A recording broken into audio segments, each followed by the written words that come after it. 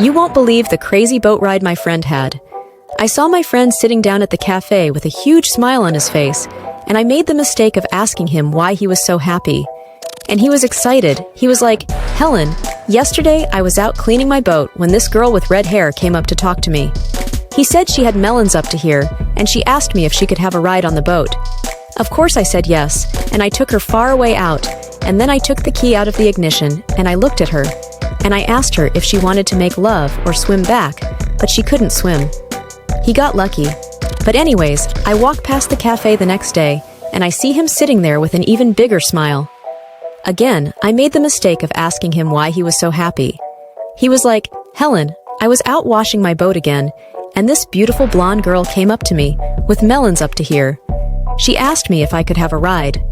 Of course I said yes, and I took her way out, farther than the last girl." He was like, "When we got out far enough, I took out the key and I said, 'Look, it's either we make love or you swim back.' And she couldn't swim." Now at this point, I'm convinced he's the luckiest person I know. But the next day I walk by the cafe, I see him sitting there, but this time he's sad, he's crying. This time, I made the mistake of asking him what was wrong. He was like, "Artie, I was outside cleaning my boat when this brunette came up to me. What melon's up to here?"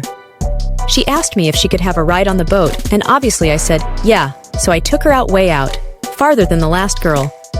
When we got out far enough, I took out the key and I said, "Do you want to swim back or make love?" He almost started crying. He was like, "She pulled down her pants and she had a pecker, a big pecker, and I can't swim." Subscribe to laugh more. Before you go watch the preview of my previous video. My boyfriend did the craziest thing that made me say this. My boyfriend lied to me that he only has 24 hours to live, but that's because I wasn't giving him any action.